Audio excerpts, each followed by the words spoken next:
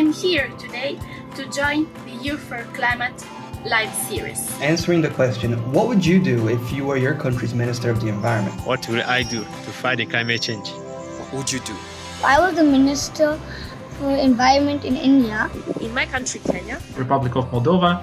I think the first thing I would do is put all the other ministers in the same room. The Finance Minister, Energy Minister, Agricultural Minister. To ensure that a climate mitigation and adaptation strategy is mainstreamed and implemented across all sectors. The first thing I would do would be to implement a Green New Deal. I would focus on introducing binding national guidelines for green accounting in government procurement. I would push for decreasing greenhouse gas emissions 10% every year for the next 10 years. Tendría como prioridad la reforestación de todas las capitales provinciales de mi país. I would create a concrete plan to protect our oceans. Then I would protect our forests and grow more trees. To combat environmental degradation and climate change. Second, focus on energy efficiency of housing centers. I would work towards a distributed renewable energy system. I would only have electric cars and encourage battery brands to make rechargeable batteries for planes, cars and bikes. And third, I would encourage the role of marginalized communities in climate change because I think these have unlocked potential. The participation of indigenous people and local communities will be enforced in the planning and implementation of forest conservation. I'll make sure that young people are actively and adequately involved in environmental decision-making processes. Open up spaces for the sharing of multiple stories. I would hold weekly televised press briefings on the latest climate reports and ecological surveys. I would ensure that a climate curriculum is mainstreamed at all levels of learning. Action is driven by awareness, and awareness is built with education. And we need everyone to act. Hence, we need everyone to know. Thank you. Thank you. Thank you.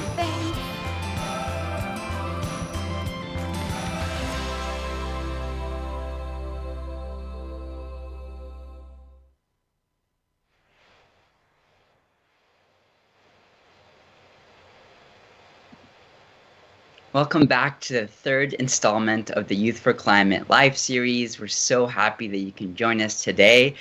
We want to make sure that the session is as interactive as possible, so please do turn on your camera so we can see you on the video wall. And if you're here for the first time, welcome. You can learn more about the series by going to our website, youth4climate.live. I'm your co-host, Ahmed Badar. And I am your other co-host, Salina Abraha. And looking at the poll results, we seem to have people joining from Italy, Afghanistan, Belize, Nigeria, California, Egypt. It's so great to see that people are tuning in from all over the world. And we want to invite you to please continue sharing your thoughts with us throughout this episode, both in the chat and on social media with the hashtag Youth4ClimateLive. And just a little housekeeping, this whole session is being translated into Italian. So all of you joining from Italy, if you want to listen in Italian, just change the language below. If you joined our last episode, you'll remember we talked about a sustainable recovery from the COVID-19 crisis. And for those of you who didn't attend, you can check out the overview in the Lowdown blog. The link will be sent in the chat shortly, but you can also watch the whole episode on our website, youth4climate.live. So, as you guys might know, this month we celebrated International Youth Day. And we want to keep the celebration going by looking at how young people are taking action on climate. Absolutely. And today's discussion will focus on two key areas. First, how young people are the driving forces in advancing climate solutions. And second, how young people and governments can collaborate in generating meaningful youth participation in climate policy. And we'll really focus on that word meaningful and what it represents to each of our speakers, but also to you, our audience. To kick off this segment, we would like to invite the UN Secretary General's Envoy on Youth, Jayatma Wickramanayake. Hello, everyone. Hi, Selena. Hello, Ahmed. How are you? Hey, Hi. Good to see you. Thanks for joining. So good to see you. Thank you for having me. So I'm so excited to see so many young people joining from around the world, you know, after being in the audience of the previous Youth4Climate episodes and watching you guys in action. I'm finally so excited to be here and joining the action in person. So to those who don't know me, my name is Jayatma Wickramanayake. I'm the UN Secretary General's Envoy on Youth. I work as an advisor and a representative of the UN Secretary General when it comes to matters affecting young people. And of course, climate action is on the very top of my agenda. And I've been so privileged to work with so many amazing young people over the years to make sure their voices, their demands, and their concerns are heard at the highest level at the United United Nations, through different summits, meetings, conferences, and most recently through the Youth Advisory Group on Climate Change that the Secretary General recently launched. And you will hear more about our very own members in the coming hour.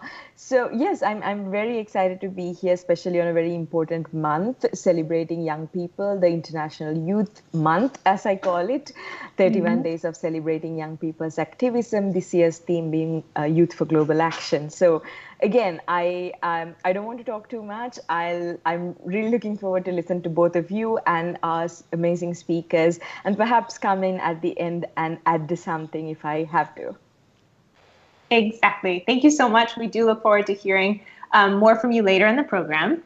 And coming back, I just want to talk about how there's so many different ways that we as young people can take action on climate.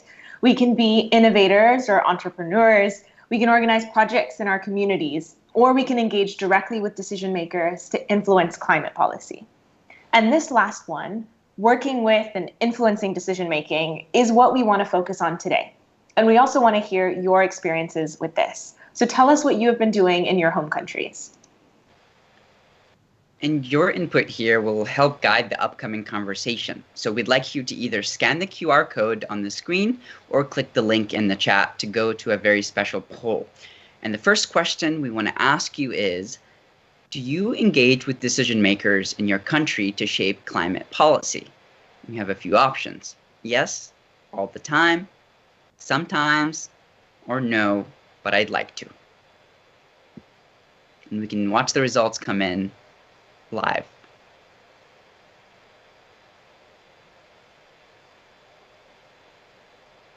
All right, now we're seeing it. Here we go.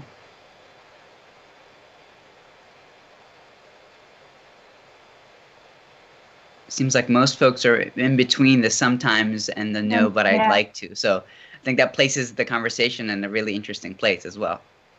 Yeah, I definitely agree. It's one of those things that we would love to do, and but it's not so easy, and that's really what this episode wants to dive into today.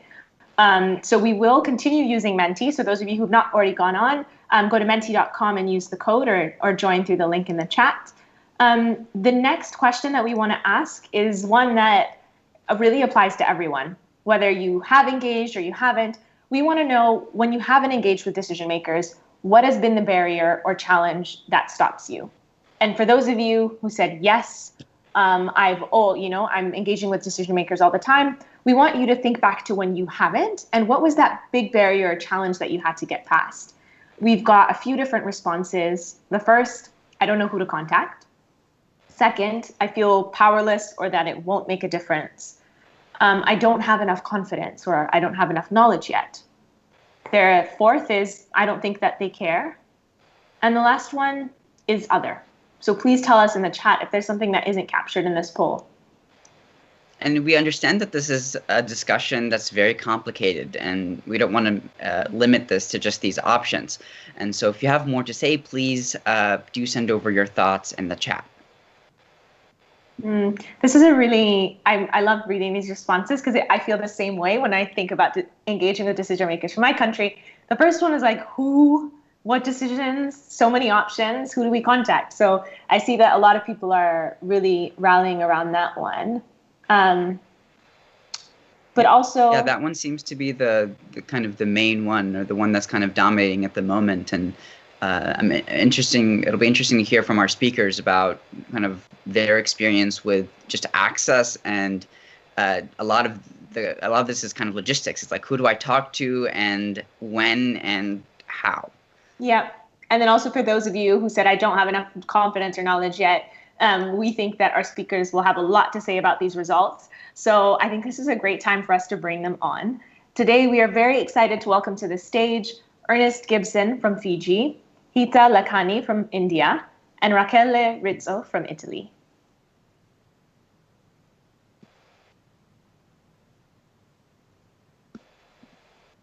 Perfect. Hi, thank you for joining us.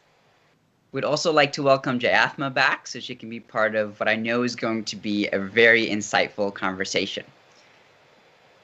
And before we dive in, we want to quickly introduce our amazing speakers. Ernest is a member of the Secretary General's newly launched Youth Advisory Group on Climate Change, the same one that Jayathma mentioned. Hita is a climate educator and the Global South focal point for Youngo, the official youth constituency of the UNFCCC. Rachele is the youth section coordinator and the contact point to the UNFCCC of the Italian Climate Network. Thanks for joining us. Perfect. And we want to kick it off with Ernest. We'd love to start with you. First and foremost, we want to say a huge congratulations to your new appointment as a member of the Secretary General's Youth Advisory Group on Climate Change. Now, we want to hear a little bit more. The Youth Advisory Group recently had a conversation with the Secretary General about his climate strategy and his vision for raising ambition. How do you think that this new group will be able to help bring these aspirations to life? And also, what are your hopes for this new group and what you might be able to accomplish in the next year? Thank you. Maya Maori, Nisan Bolavnaka, and warm Pacific greetings to everybody joining us on this call from whatever corner of the world you're in. It just so happens it's about 2 a.m. in my corner of the world, and I really do hope that I can communicate with some level of clarity. And I would like to extend a big vinaka vakalevu to the organizing committee for inviting me to be on this call. I think it's fantastic when you can navigate and accommodate for somebody who is several time zones away from you, and I really do appreciate the patience that you've had with accommodating my participation. To go straight into answering the questions that you had, I'll start with the first one around how I think the Youth Advisory Group will be useful. And I would like to touch on the way in which youth engagement in general is extremely useful to conversations, but also the way in which when you have youth involved in a conversation, deliberately and meaningfully, the conversation changes entirely, recognizing that there is a level of a different experience in which across intergenerations we have. And when we provide the nexus for these to be able to merge, we ensure that the conversation is open, but also agile. And agile is a word that I would like to come to later in my intervention. And when I think about youth engagement, I think specifically around the ability and the agency and the capacity that youth have to be able to mobilize and organize in a way that is extremely effective and efficient.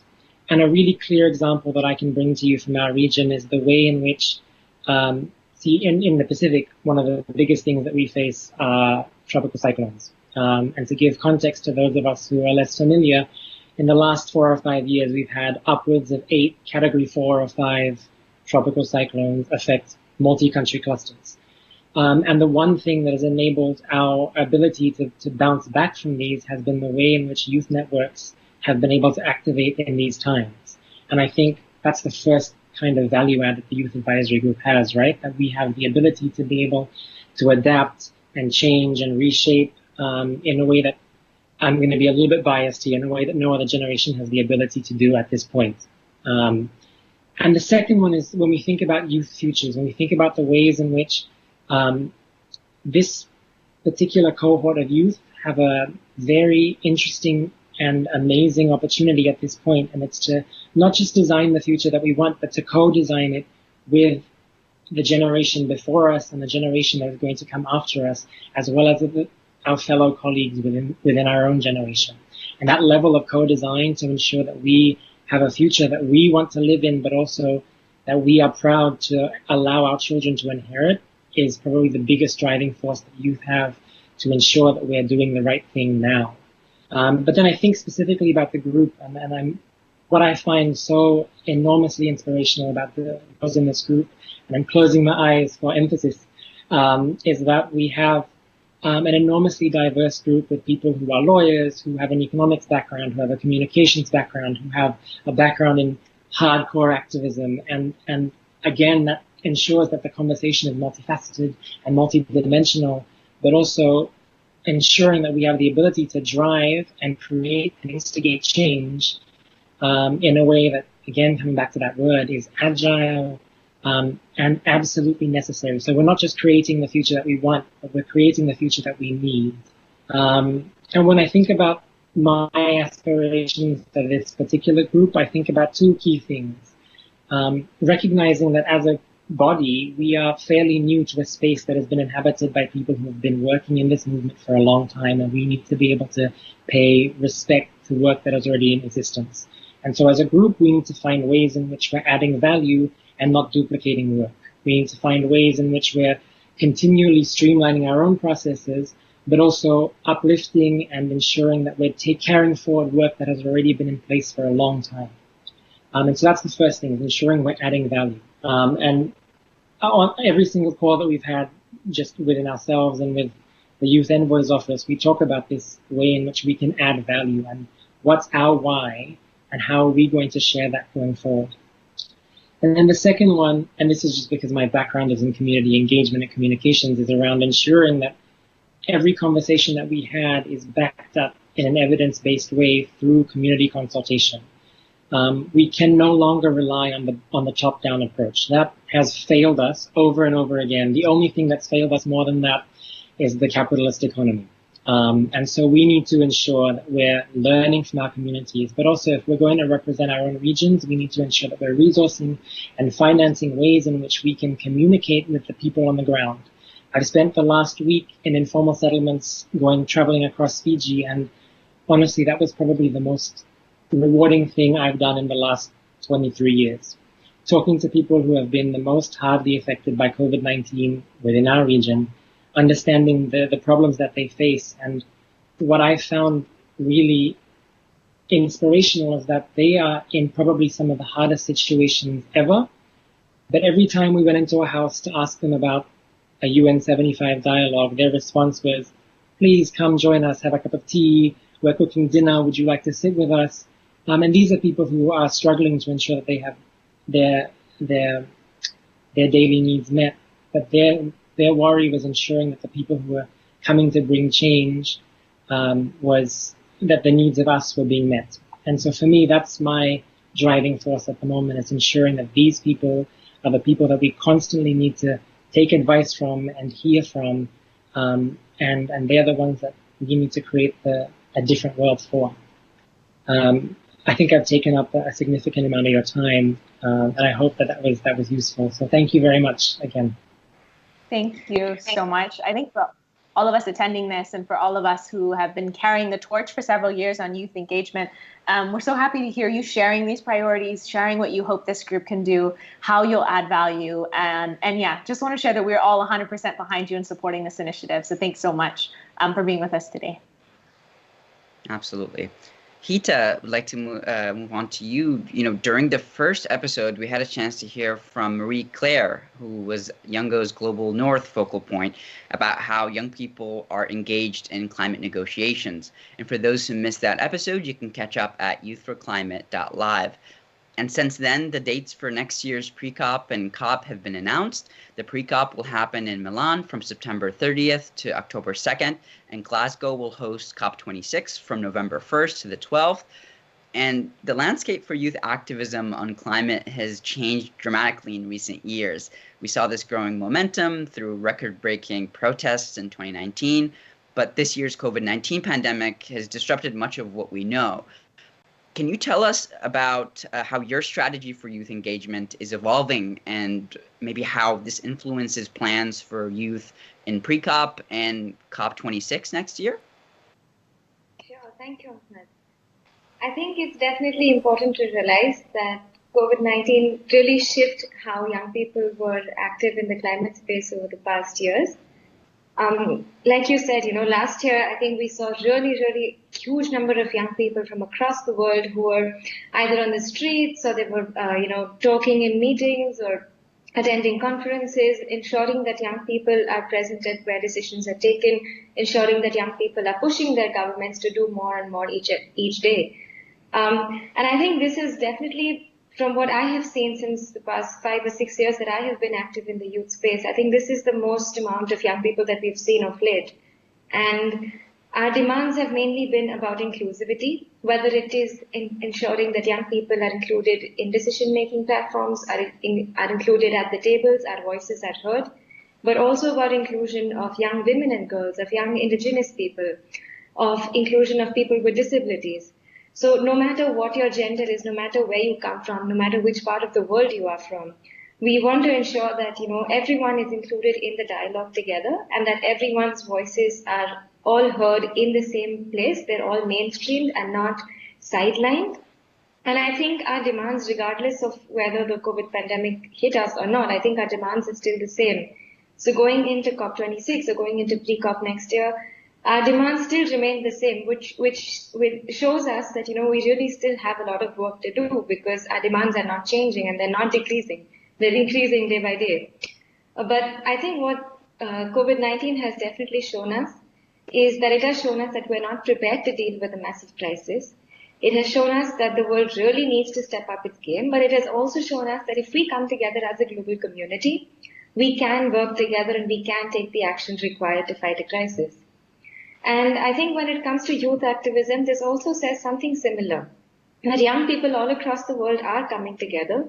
We need to ensure that taking into this runway for COP26, and we've really never had this much of time from one COP to another to plan, and even as young people to strategize and plan and ensure that what our demands would be and what we would want for impacts to happen at COP. We've really never had so much of time. And I think this is definitely a great amount of time if we use it well to ensure that the planning of the COP, right from the logistics of it to how the COP is held or how the pre-COP is held, is inclusive in all forms as possible, is meaningful when it comes to young people's participation or participation of civil society. And also to ensure that as young people, as a global community, we ensure that we are really taking momentum, we're really taking charge already. All of our actions have moved online. And I think people are realizing that no matter where you're from, you don't necessarily need to meet in person to make decisions. And this has been great. And we're really utilizing that, and I hope we keep doing that in the next year until we reach COP. You highlight two really, really important things here. First, I think, is this urgency of this moment we're in. It's a moment unlike any other, but also it's a moment where we've seen such amazing mobilization by so many different generations to try and address climate action and climate change. And so that's a really, really key thing to highlight. And I think the other thing too is this need to realize how inclusivity needs to be intersectional. It's not, two-dimensional. It has to be three-dimensional. We have to realize kind of the different intersections and the different meanings and representations of that word inclusive. So thank you so much, Hita, for your thoughts and really, really insightful points. Yeah, I think this is a really good time to now take a look at the national level and bring Rachele to the stage. Because last month, your government, the Italian government, unveiled their plans for stronger youth engagement in the pre-COP in Milan with a dedicated Youth4Climate event. So they revealed that pre-COP will offer a platform where global youth can engage in a dialogue with government negotiators ahead of Glasgow. So we want to know, how is this news received by youth climate networks in Italy, and how do you plan to use this opportunity in your work on climate change at the national level? Thank you, Salina. Yes, I believe this news has been welcomed by organizations in Italy, especially because it's a sign of institutions opening up to the public, to youth especially, but in general also to civil society as a whole. As Ernest and Hita already highlighted, the demand of youth to be heard in the climate discussion is quite clear. People want to speak up, want to be involved in the decision making, but we've seen in the poll earlier on that this is not always so easy, also because we don't know how to do it. So we believe these are in Italy, this news of the Youth Club, the pre-COP in general, has been welcomed because it can be a very good bridge between youth, national institutions, and also to see how this connects to the international processes, which I believe is very, very crucial. And in particular, I think the added value of this event is that it's not an isolated event. And it's also one further step taken by Italy to try to involve and open up to youth and civil society organizations. You may know that Italy has been one of the countries that supported the inclusion of the principle of intergenerational equity in the preamble of the Paris Agreement. And also it has signed the Congress pledge to really commit to engaging youth when discussing climate adaptation, mitigation, and other actions. And it has also taken further steps into including sustainable development in school education. So these are all elements that make us wishful that this is going to be a systemic engagement. So an engagement that is not isolated and it's not a silo event, but it's an event that is planned as part of a wider engagement. So we welcome that. And we also hope that this will continue to be further operationalized. So we hope that Italy will continue to structure its way in which it engages youth. For example, it could take experiences from other countries with official youth delegates, and also to open up the discussion with youth, not only on climate-specific topics, but also on the recovery, because we know climate is not an isolated element, but it will be crucial to be discussed together with social and economic elements when planning or dealing with post-COVID. And you also asked me what we are planning to do as an organization. And as Italian Climate Network, we are, of course, preparing for this event, but we don't want to do this alone. We are working with on different levels. So on international level, we participate to Youngo. We are part of the constituency, and we want to continue working in the Youngo working groups to make sure that there is participation from youth, both at the formal Youth COP event, but also in general, that there can be connections with other important events, such as the Conference of Youth, and basically that these events can speak to each other somehow. And we also, on a national level, want to ensure that we can act and put together different organizations, youth organizations and civil society organizations, to make sure that we can create enough engagement and reinforce participation of youth and civil society, and take this really as an opportunity to frame national discussions on the climate topic and have this intersectional view that you also described, so taking into account several elements. And of course, as we mentioned before, we need youth to, and not only youth, civil society in general, to be prepared to be able to engage in these discussions. So we will continue our projects in schools, and also not only in schools, but in general events for the public, to make sure that they can be informed and there can be education with regards to the climate emergency and its possible solutions. That's great to hear. I'm honestly, we're all wishing the best and looking forward to what you will plan next year. And I think one really powerful takeaway from what you've said is that youth engagement on climate also looks like youth engagement on recovery and on economics and social justice and other issues that are facing our society. So we want to thank our wonderful speakers for joining us. It's so important that we hear from activists at all different levels and to be in discussion together. And if you have any questions for any of our speakers about their experience around meaningful youth engagement, please share them with us in the chat. We have a question and answer section coming up very soon. Jayatma, we can't wait to hear your reflections on these comments. But before that, we'd like to hear from Italy's Minister of Environment, Minister Costa, who has a special announcement about youth participation at the pre-COP in Milan. Se il tema del clima è diventato finalmente centrale nelle agende internazionali, lo si deve anche a voi giovani, che con la vostra mobilitazione, con la vostra protesta e soprattutto le vostre proposte avete contribuito a risvegliare l'opinione pubblica sul carattere di estrema emergenza della crisi climatica. Trovo positiva la carica di motivazione, di slancio ideale e anche di acuta critica di cui siete portatori, perché alimenta e accelera la spinta verso il cambiamento trasformativo che oggi si impone, nei nostri stili di vita, nei nostri modelli di produzione e consumo e nelle nostre economie. Il più ampio coinvolgimento delle giovani generazioni nei processi decisionali sulle politiche climatiche non è solo un dovere per noi decisori politici, in ossequio ai principi di inclusività e di giustizia intergenerazionale sanciti anche dall'Accordo di Parigi. È una necessità per ampliare gli orizzonti, abbracciando sensibilità e visioni di chi erediterà la terra sulla quale viviamo. Ed è un'opportunità per recepire stimoli e idee innovativi e per pensare finalmente fuori dagli schemi.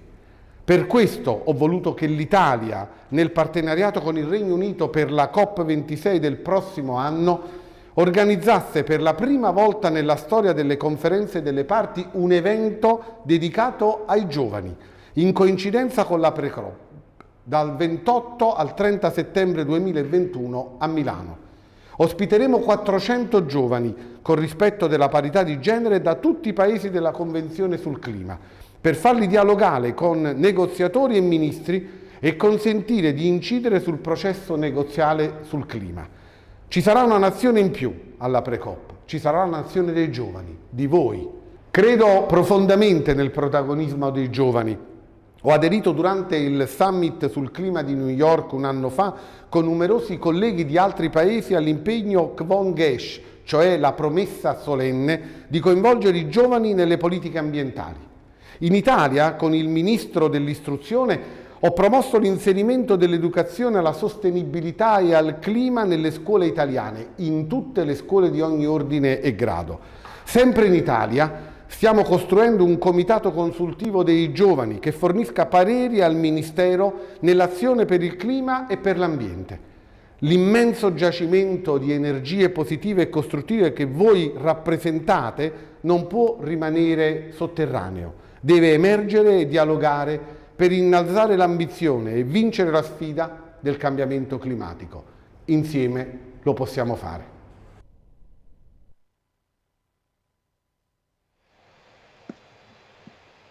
Minister Costa said it best, a nation of young people.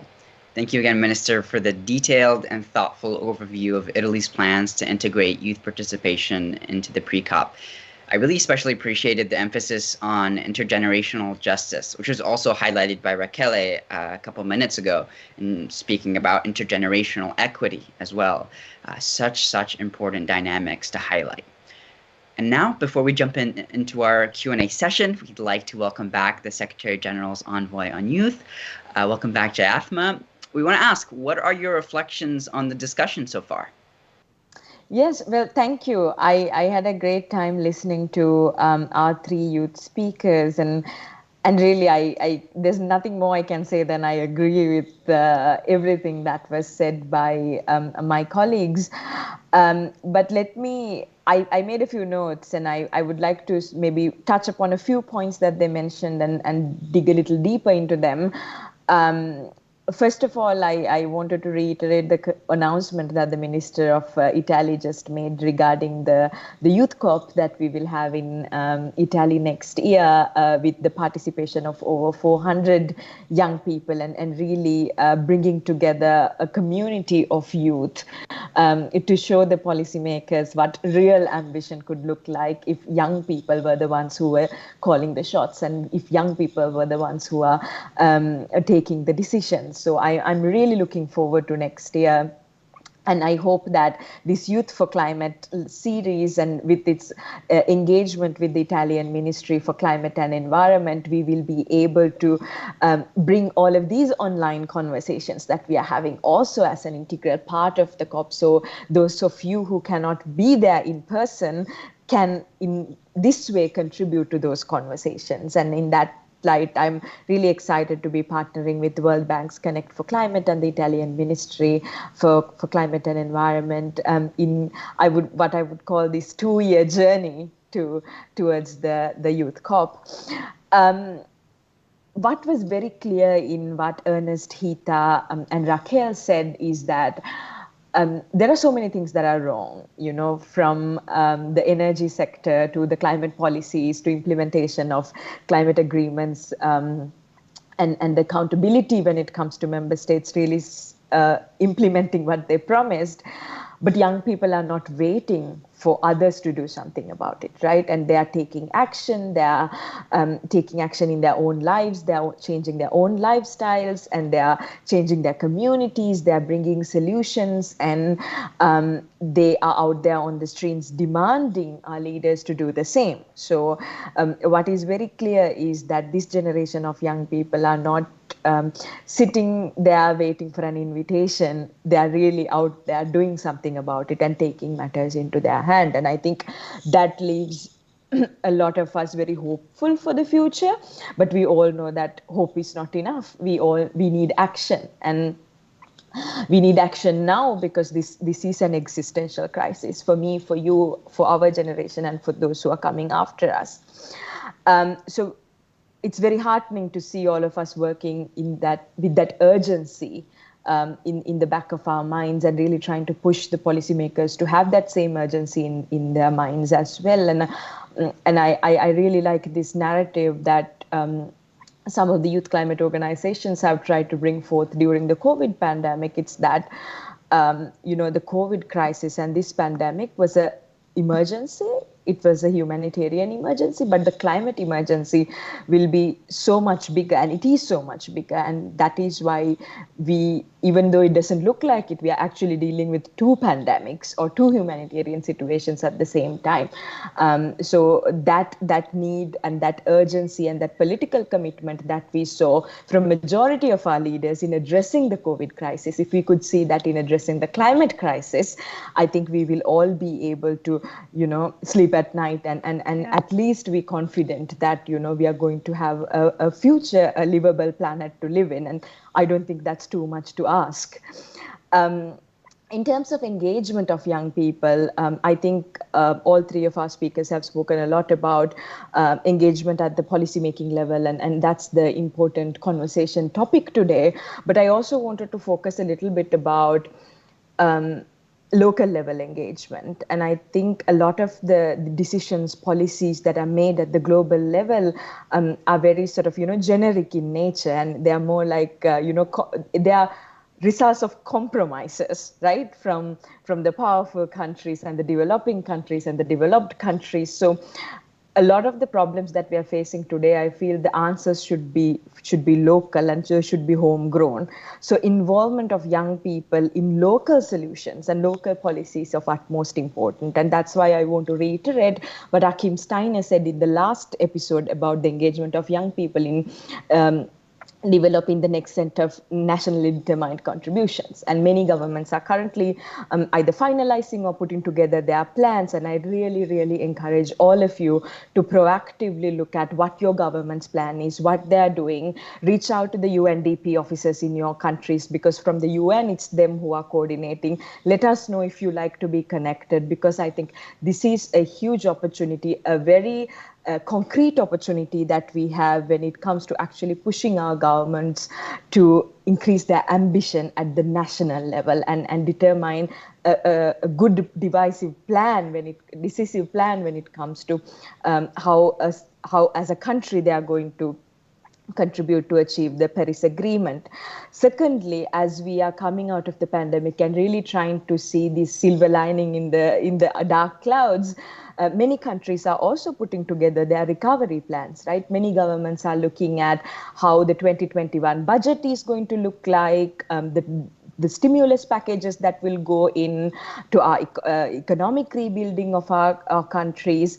And this I see is a golden opportunity again, where we can say, why don't we make this transition a sustainable one, a greener transition? And so many young people have lost their jobs, and why don't we create greener, dignified jobs for them?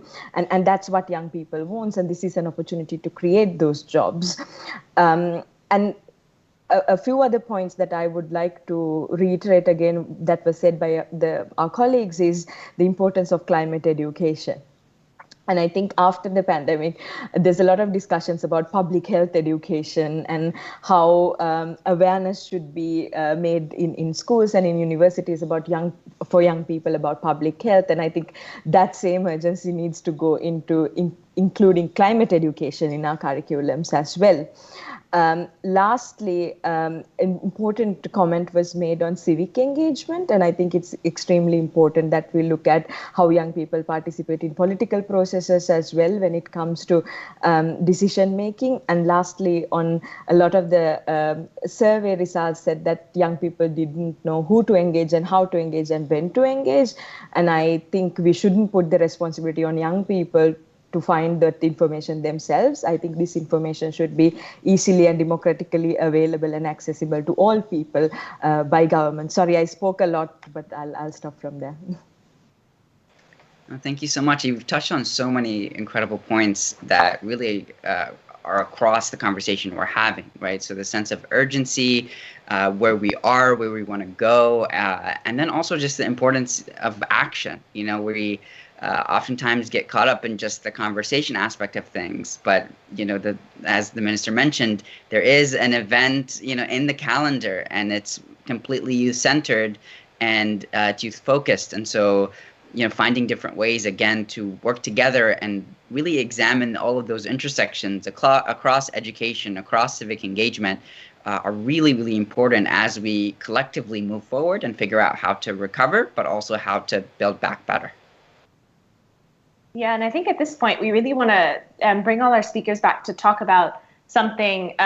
We always say the words youth engagement, and we use the word meaningful. But what does meaningful youth engagement mean? So this is something I'd love for the audience to think about too. And to the speakers, as each of you advocate for youth engagement in both your personal and professional capacity, we'd like you to share what the word meaningful means to you when it comes to youth participation. And if you have any effective examples that you've seen at local, national, international levels, we'd love to hear from them. So perhaps Jayatma, could you kick us off with this? Yeah, I think some of those principles were mentioned by principles for meaningful engagement was mentioned by our speakers earlier. But I have this list that I compiled when I was working on the youth strategy for the UN to kind of direct the UN and give that guidance to the UN as to what meaningful youth engagement should be. And I'll try to quickly go through some of those indicators. And the first thing is about being institutionally mandated. And I think Raquel mentioned this earlier. It's very easy to have young people at a side event or in some concert or have young people as a decorative item. But if there is a mandate by a resolution or by an institution to meaningfully engage young people for their expertise, then it's very difficult to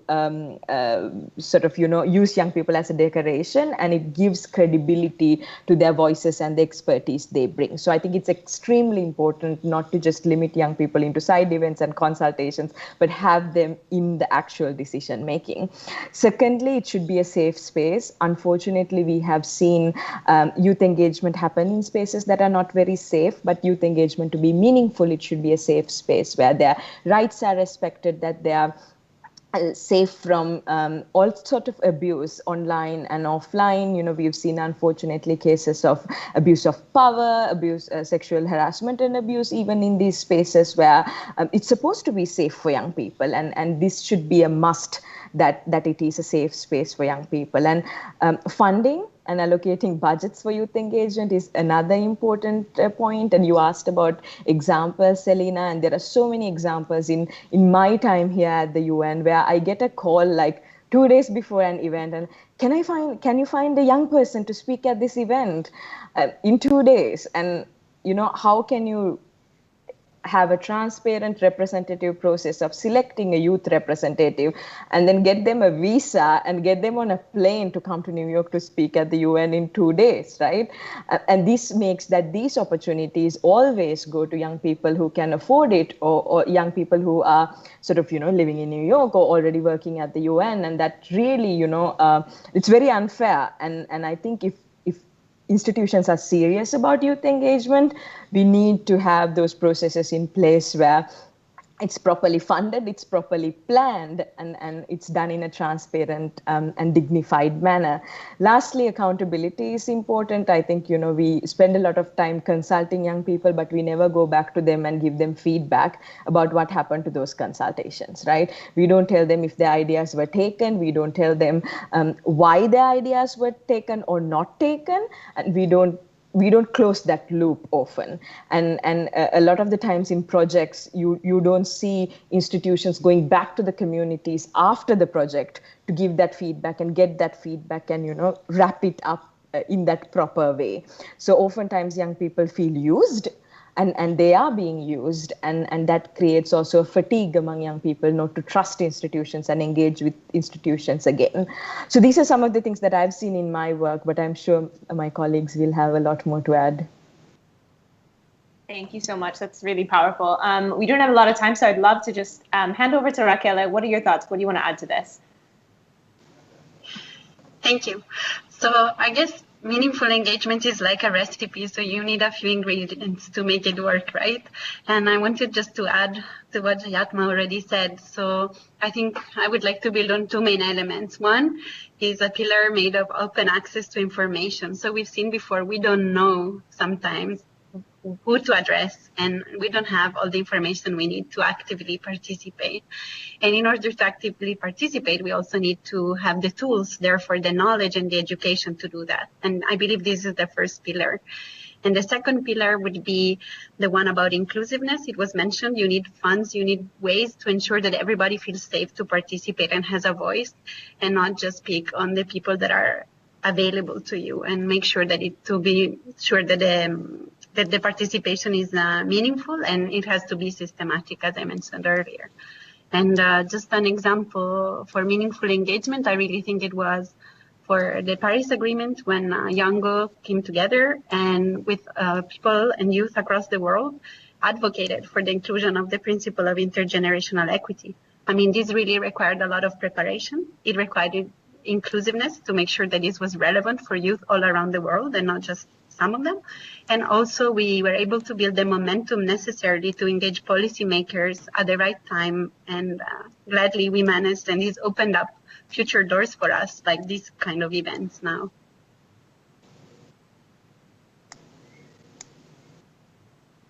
Thanks so much. Hita, what would you like to add?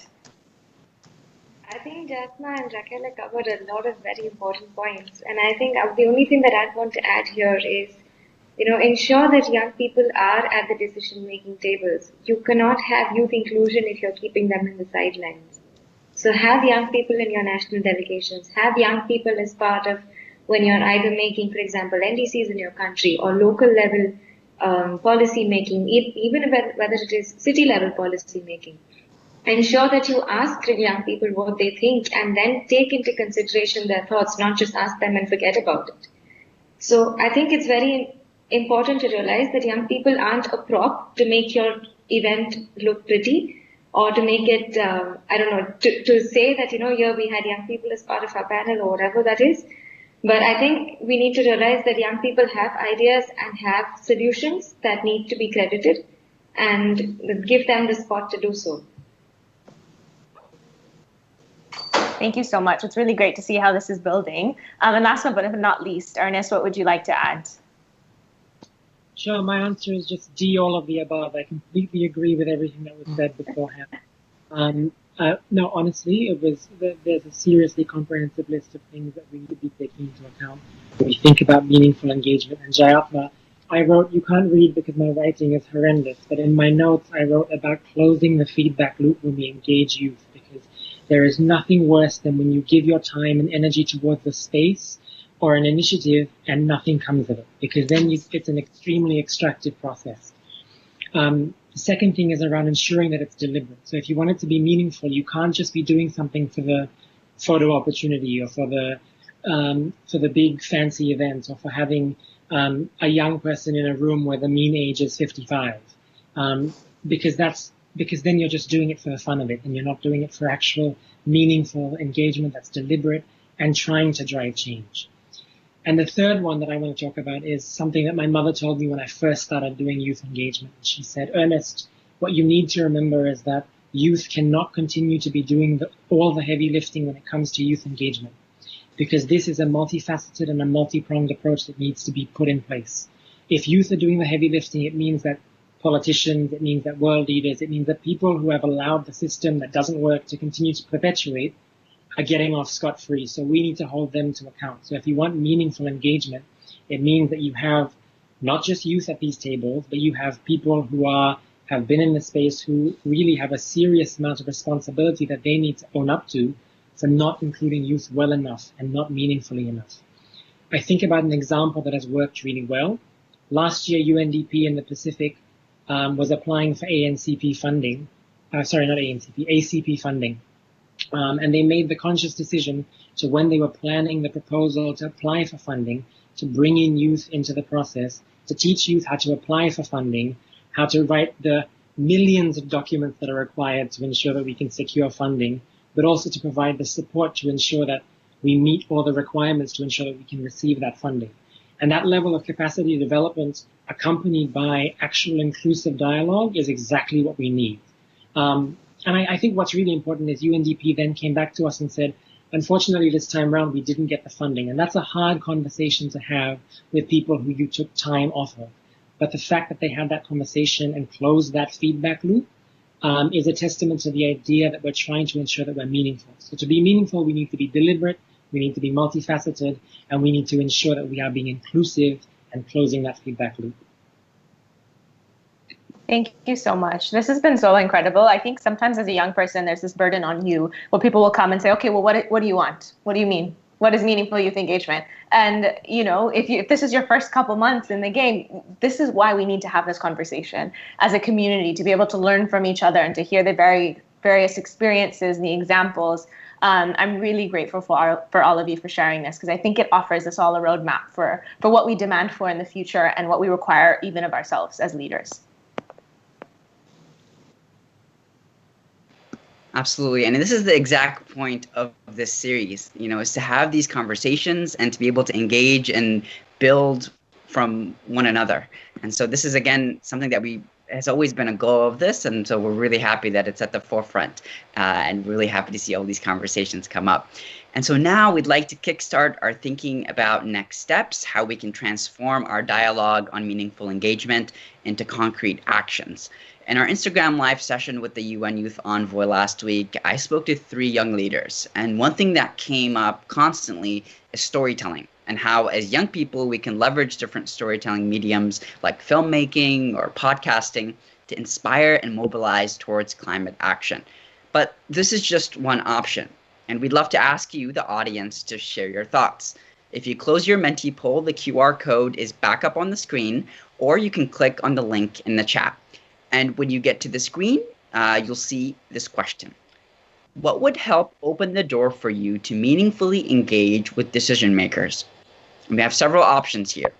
The creation of national or local youth climate councils, youth consultations on climate-related decisions and policies, expanded climate change education in schools, support in leveraging different storytelling media, access to funding for youth-led projects, young people as elected officials, or something else.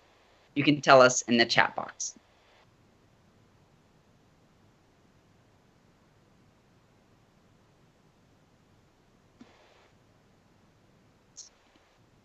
Seems like the third option is the most popular for now, but the first is also climbing up.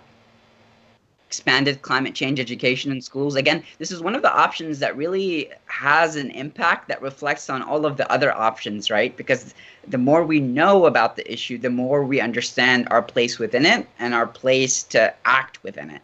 And so really, it's interesting to see that that's the topic that is most popular at the moment.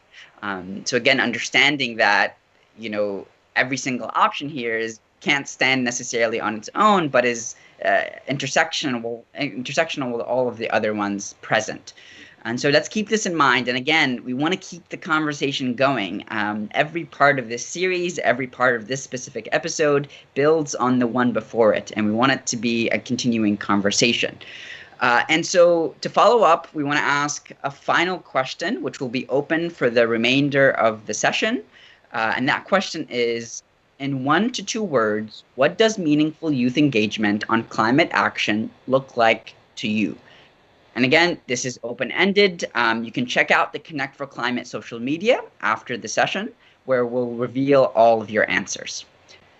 And so without further ado, Selena, welcome back. Shall we kick off the Q&A session? Yeah, absolutely. I think this is a great time. We have some questions from the audience, and we don't have a lot of time. So I'm really sorry if we don't get to them all. So if we don't get to your question, please do ask our speakers on social media.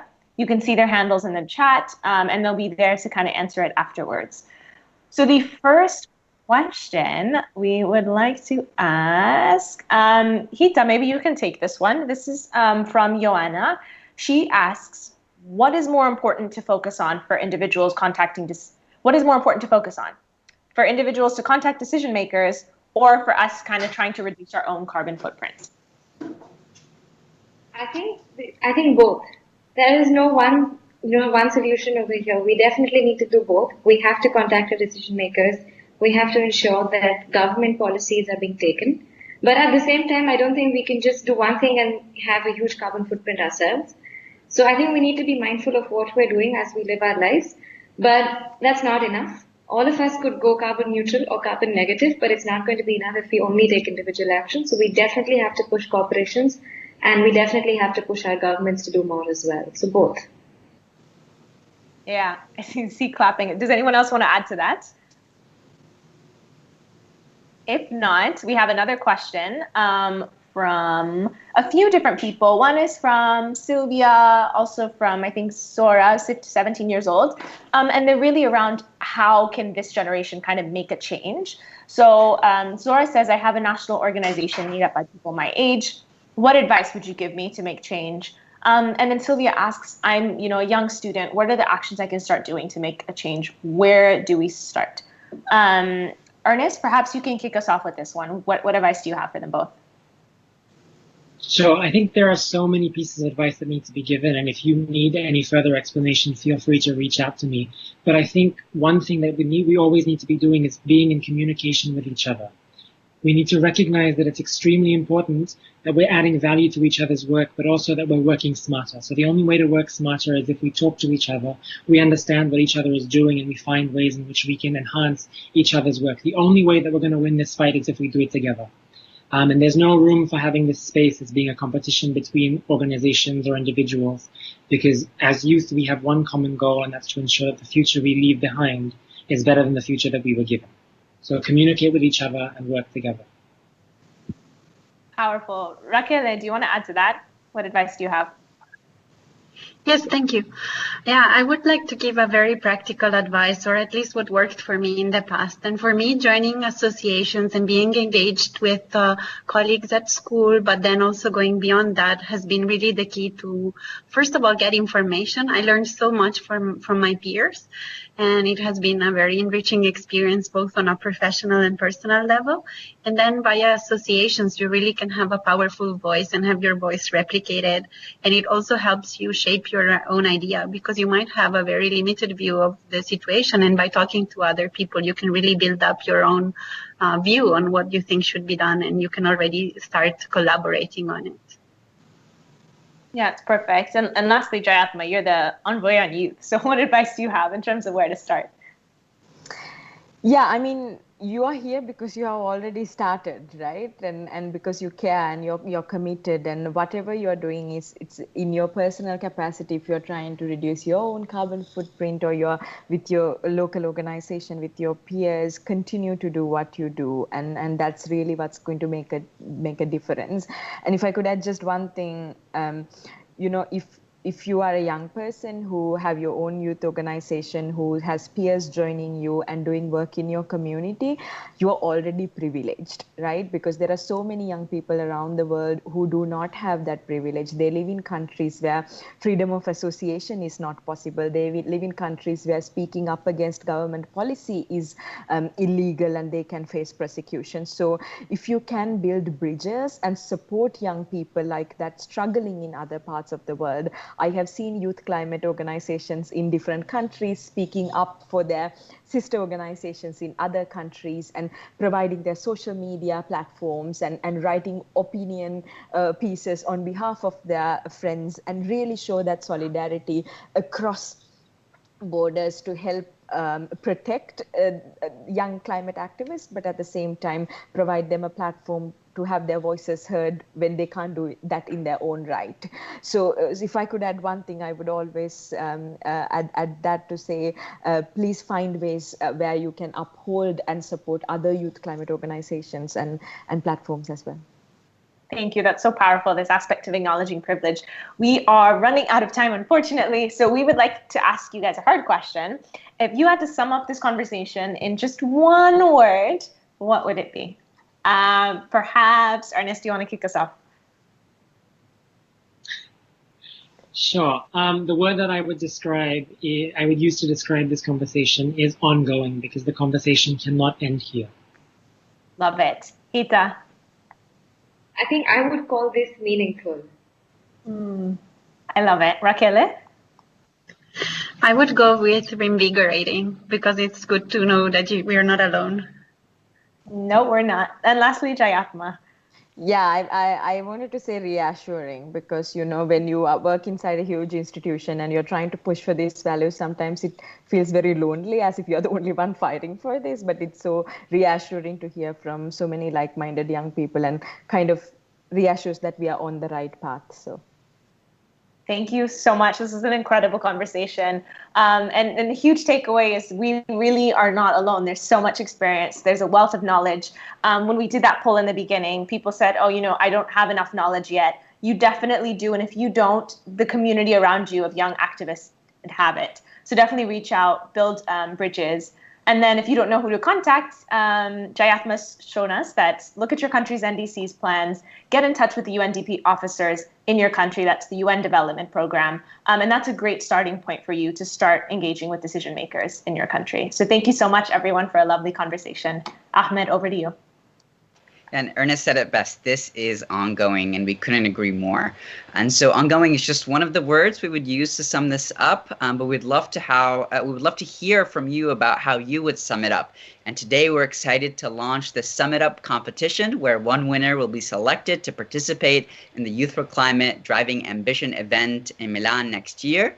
All you need to do is share your creative sum-ups with us. There will be 3 phases to the competition, each focusing on 3 out of 9 episodes. Today marks the beginning of the submissions for the first phase, where we invite you to create your own visual summary of episodes 1 to 3 between now and episode 4. And you can find out more by clicking the link in the chat. So episode 4 is on September 25th, so you have 4 weeks to get it together. We can't wait to see what you've come up with and to check back in with you all again next month. You can register now for the episode at youth4climate.live. And we also want to share a massive thank you to the Italian Ministry for Environment, Land and Sea, Connect for Climate, the Office of the UN Secretary General's Envoy on Youth for hosting us today. Please do follow them on social to stay updated on all upcoming episodes. You can see their handles up on the screen now. We hope that you found this session inspiring and promising. And again, it will be ongoing, and we would love to hear more of your thoughts. So let's continue the conversation online. And so, but lastly, please turn on your video to say goodbye, and we hope to see you next month. Bye, everyone. Thank you. Bye, everyone.